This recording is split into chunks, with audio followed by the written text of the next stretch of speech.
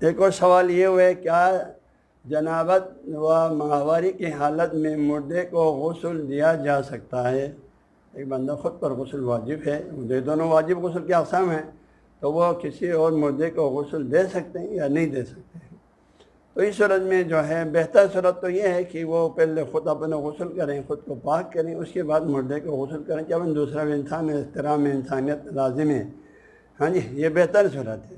لیکن اگر بحالت مجبوری جو ہے یہ شخص ابھی وہ خود اپنا غسل کیے بغیر، ہاں، یا وہ خاتون اپنے غسل واجب کیے بغیر اس نے کسی مردے کو غسل کر دیا، اس کا غسل ہو جائے گا۔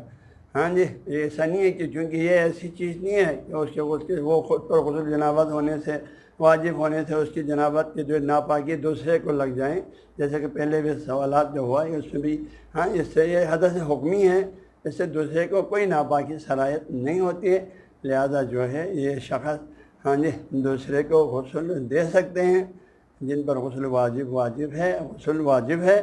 تاہم بہتر صورت ہے کہ وہ پہلے اپنا غسل واجب کریں، ہاں، جنابت وغیرہ کا، اس کے بعد مردے کو غسل دے دیں۔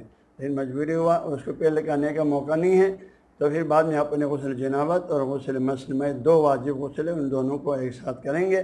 اب اس کو جو ہے، اور اس مردے کو اس نے جو غسل دیا ہے وہ غسل بالکل شرعاً درست ہے، غسل ہو جاتے ہیں۔